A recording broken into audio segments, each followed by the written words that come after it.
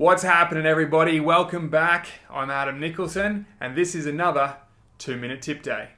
So last week we looked at how to corner. Today we're going to look at how to manual.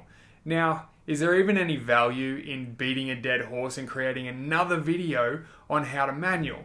Well, when you look at the videos that are out there right now, I want to say most of them teach you a bad habit. And that bad habit is learning how to fall off the back of the bike before you've even learned how to manual. Unlearning a bad habit is more challenging sometimes than learning the trick itself.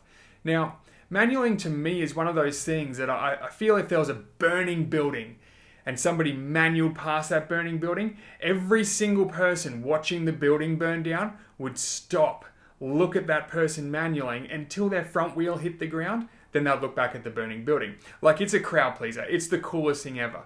So let's learn how to manual without creating bad habits, without falling off the back of the bike. Let's get into it and let's see what happens.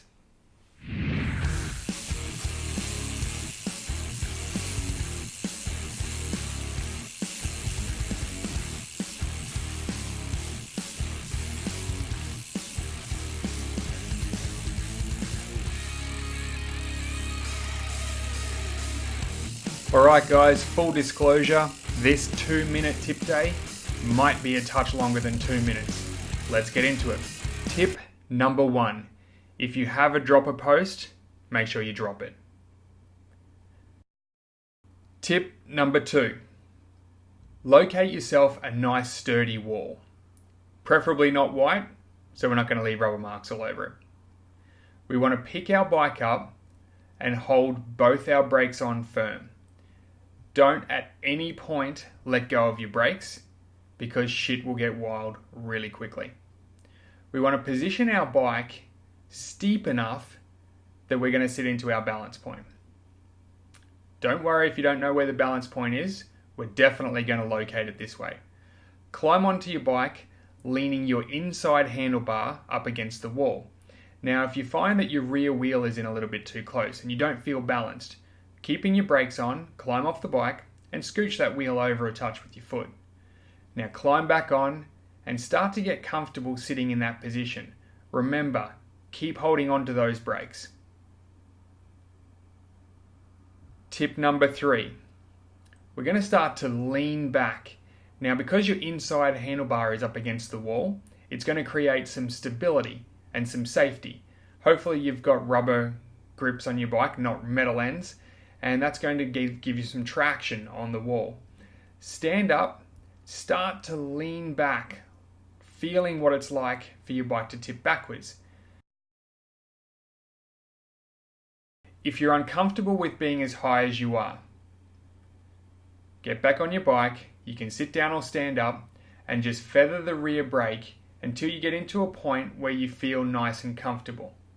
Now this isn't going to help you manual, but baby steps will progress all the way up until you get into that position. What you can do from this position is practice starting to pull back.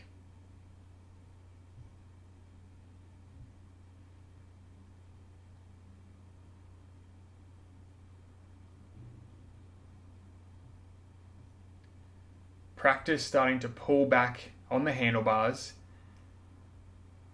just to see what it feels like to get you up into that position.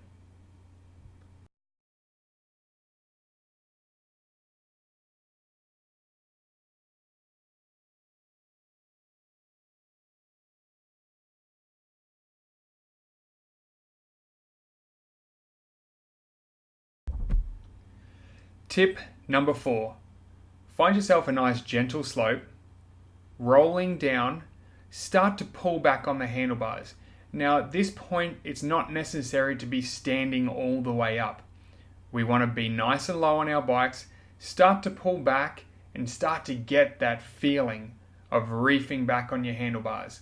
Now it's more about using your shoulders and your head with nice locked arms to pull the front end of the bike back to where you need it to be.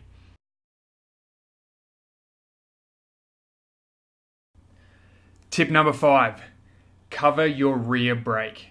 No matter what happens, don't take your finger off your rear brake. As you start to pick up speed, you can feather your brake to slow yourself down, or if you start to tip backwards, you can grab your rear brake to bring the front end down really quickly. Go out there, practice what you've seen today. You will get it in no time. Have a ton of fun with it, and I'll see you guys on the trail.